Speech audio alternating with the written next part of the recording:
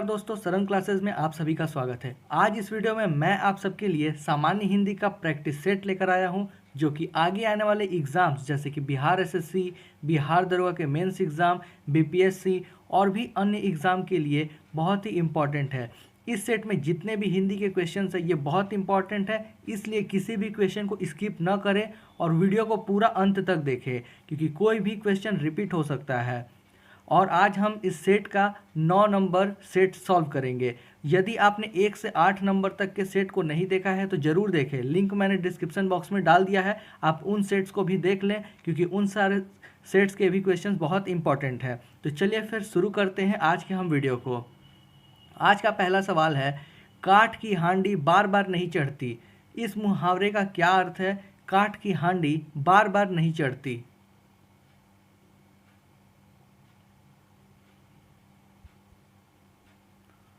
Answer हो जाएगा option C, छल कपट का व्यवहार हमेशा नहीं चलता। काठ की हांडी बार बार नहीं चलती, इस वाक्य का अर्थ हुआ छल कपट का व्यवहार हमेशा नहीं चलता। आंसर हो जाएगा ऑप्शन सी। पलकों को गिराए बगैर अनेक शब्दों के लिए एक शब्द बताना है। पलकों को गिराए बगैर अनेक शब्दों के लिए एक शब्द बताएं।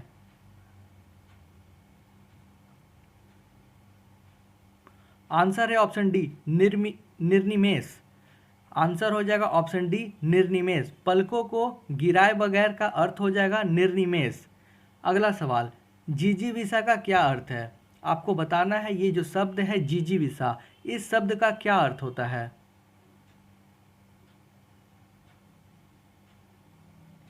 जीवन की इच्छा। जिजीविषा ये जो शब्द है इसका अर्थ होता है जीवन की इच्छा। आंसर हो जाएगा ऑप्शन बी। नेक्स्ट क्वेश्चन है, नीम हकीम खतरे जान का अर्थ क्या होगा? नीम हकीम खतरे जान का अर्थ क्या होगा?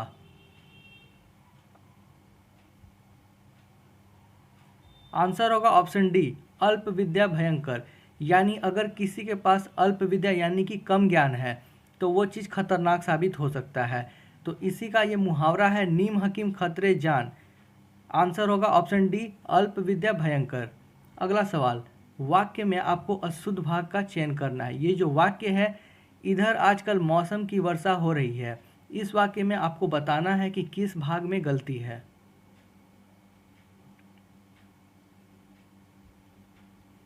आंसर होगा ऑप्शन ए, इधर आजकल। ये जो शब्द है इधर और आजकल, इनमें त्रुटि है। दोनों में से कोई एक शब्द होगा, जैसे कि आजकल मौसम की वर्षा हो रही है, तो इसलिए ए पार्ट में गलती है, तो आंसर होगा ऑप्शन ए। अगला सवाल, उत्तम का विलोम शब्द बताइए। उत्तम का विलोम शब्द कौन सा होगा?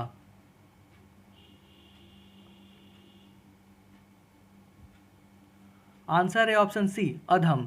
उत्तम का विलोम शब्द होता है अधम। आंसर है ऑप्शन सी, अधम। अगला सवाल, आकाश से बातें करना, इसका क्या अर्थ हुआ? आकाश से बातें का क्या अर्थ है?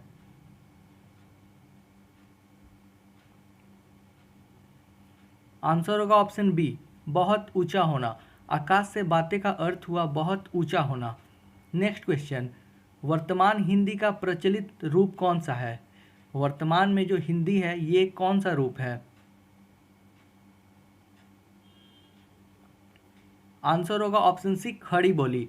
वर्तमान में ये जो हिंदी का जो ये रूप प्रचलित है ये खड़ी बोली है। आंसर होगा ऑप्शन सी, खड़ी बोली।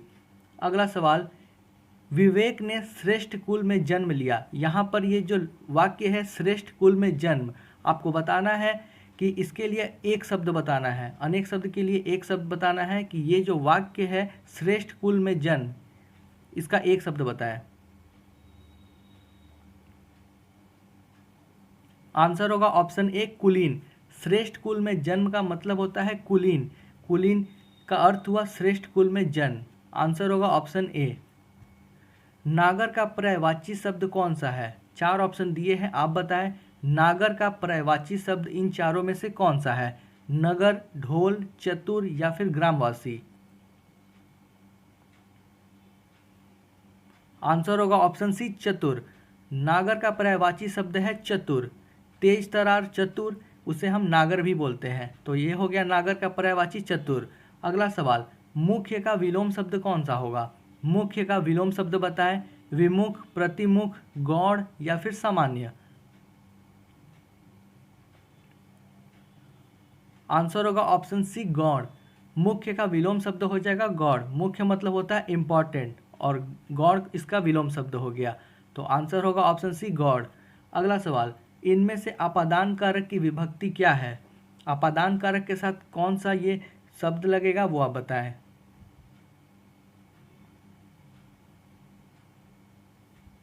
आंसर है ऑप्शन सी से। आपने सुना होगा कर्ता ने कर्म को, तो उसी प्रकार जब आप पूरा पढ़ेंगे तो अपादान के साथ से का प्रयोग होता है, तो आंसर होगा ऑप्शन सी अपादान से। अगला सवाल, तालू में जीभ न लगना, ये जो मुहावरा है तालू में जीभ न लगना, इसका क्या अर्थ होता है?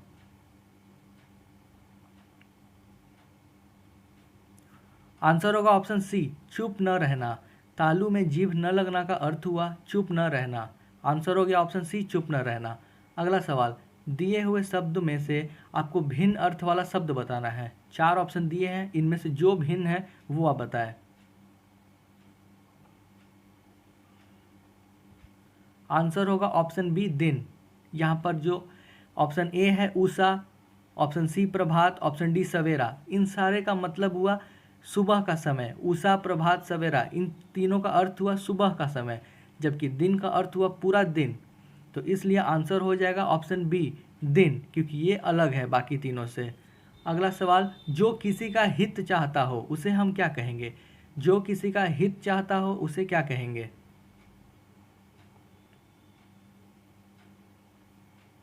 आंसर है ऑप्शन सी हितैषी। जो किसी का हित चाहता है उसे हम हितैषी कहेंगे। आंसर होगा ऑप्शन सी हितैषी। अगला सवाल, धनवान का विलोम शब्द बताइए। धनवान का विलोम शब्द कौन सा है इन चारों में से?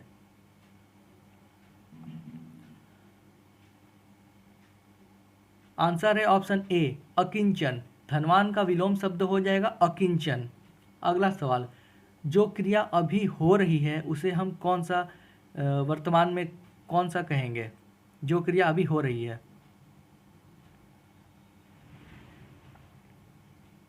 आंसर होगा ऑप्शन बी अपूर्ण वर्तमान। जो क्रिया अभी हो रही है यानी कंटिन्यूअस में है उसे हम अपूर्ण वर्तमान कहेंगे, यानी कि अभी पूर्ण नहीं हुआ है, अपूर्ण है, कंटिन्यूअस में है, इसलिए आंसर होगा ऑप्शन बी अपूर्ण वर्तमान। अगला सवाल, संधि ये जो शब्द है किस प्रकार का शब्द है? संधि किस प्रकार का शब्द है वो बताएं। तत्सम है, तद्भव है, देशज है या फिर विदेशज है? आंसर होगा ऑप्शन ए तत्सम। संधि ये जो शब्द है ये तत्सम शब्द है। आंसर है ऑप्शन ए तत्सम। अगला सवाल, प्रत्युत्पन्नमति ये जो शब्द है इसमें कौन सा उपसर्ग का प्रयोग हुआ है? प्रत्युत्पन्नमति आपको बताना है इस शब्द में कौन सा उपसर्ग का प्रयोग हुआ है।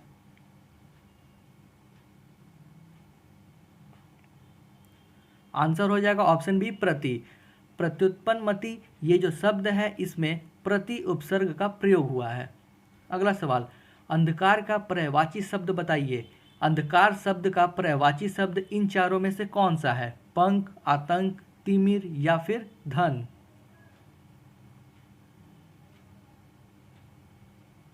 आंसर होगा ऑप्शन सी तिमिर। अंधकार का पर्यायवाची शब्द हो जाएगा तिमिर। आंसर है ऑप्शन सी तिमिर। वातानुकूल ये जो शब्द है इसका शुद्ध शुद्ध संधि विच्छेद बताएं। वातानुकूल का संधि विच्छेद करें। आंसर होगा ऑप्शन ए वात धन अनुकूल। वातानुकूल का सही संधि विच्छेद हुआ वात धन अनुकूल। आंसर हुआ ऑप्शन ए। नेक्स्ट क्वेश्चन, दिए गए शब्दों में शुद्ध वर्तनी वाला शब्द बताएं। 4 ऑप्शन दिए हुए हैं, इन चारों में से जिसकी वर्तनी शुद्ध है वो आप बताएं।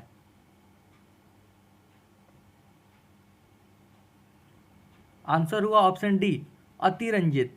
ये अतिरंजित जो ये शब्द है ये शुद्ध है, बाकी ए बी सी इनमें कहीं न कहीं कुछ गलती है। अगला सवाल, भारतीय संविधान में किन अनुच्छेदों में राजभाषा संबंधी प्रावधानों का उल्लेख है? भारतीय संविधान के किस अनुच्छेद में राजभाषा से संबंधित प्रावधानों का उल्लेख है वो आप बताएं।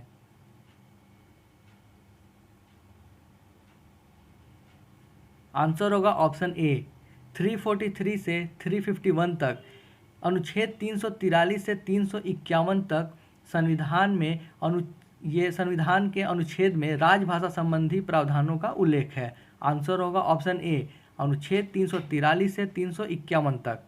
अगला सवाल, मेरा बेटा आशीष मेरी आंखों का तारा है, इस वाक्य में आंखों का तारा का क्या अर्थ हुआ? इस मुहावरे का अर्थ बताएं। आंसर होगा ऑप्शन सी, बहुत प्रिय। मेरा बेटा आशीष मेरी आंखों का तारा है, यहाँ पर ये जो वाक्य है आंखों का तारा, इस मुहावरे का अर्थ हुआ बहुत प्रिय। आंखों का तारा का अर्थ हुआ बहुत प्रिय। आंसर होगा ऑप्शन सी। अगला सवाल, भारत में सबसे अधिक बोले जाने वाली भाषा कौन सी है? हिंदी, संस्कृत, तमिल या फिर उर्दू? आंसर होगा ऑप्शन ए, हिंदी। भारत में सबसे अधिक बोले जाने वाली भाषा हिंदी है। नेक्स्ट क्वेश्चन, महोदय का सही संधि विच्छेद बताएं। महोदय का संधि विच्छेद कौन सा होगा?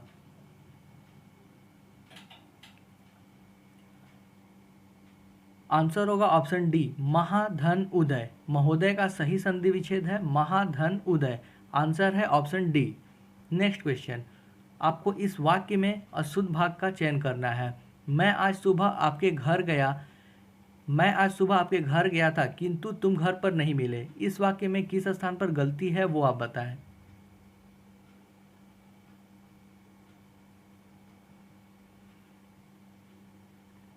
आंसर है ऑप्शन सी, किंतु तुम घर। यहाँ पर ये जो तुम जो शब्द है इसमें त्रुटि है। मैं आज सुबह आपके घर गया था किंतु आप घर पर नहीं मिले। तुम के स्थान पर आपका प्रयोग होगा, इसलिए आंसर हो जाएगा ऑप्शन सी। नेक्स्ट क्वेश्चन, मुख का विलोम शब्द बताएं। मुख ये जो शब्द है इसका विलोम क्या होगा? आंसर होगा ऑप्शन डी, वाचाल। मुख का मतलब होता है जो न बोलता हो, चुप रहता है, और वाचाल का मतलब होता है बातूनी। तो ये मुख का विलोम हो जाएगा वाचाल। नेक्स्ट क्वेश्चन, आकाश का पर्यायवाची शब्द इन चारों में से कौन सा है? आकाश का पर्यायवाची बताएं।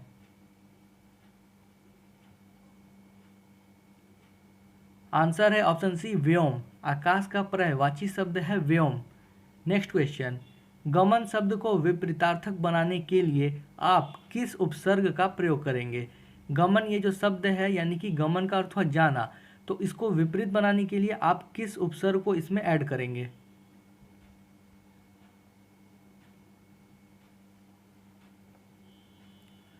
आंसर हो गया ऑप्शन बी, आ। गमन में हम आ उपसर्ग का प्रयोग करेंगे ताकि ये विपरीत बन जाए।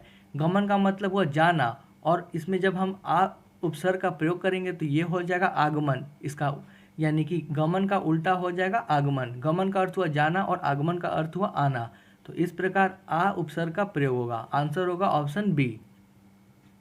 तो दोस्तों आज के सारे क्वेश्चंस हमने सॉल्व कर लिया है। आशा करता हूँ आपके मार्क्स अच्छे आए होंगे। यदि आपके मार्क्स 20 से ऊपर आ रहे हैं तो बहुत ही अच्छी बात है, और यदि कम है तो कोई घबराने वाली बात नहीं है। तैयारी करते रहें, अभी भी समय है।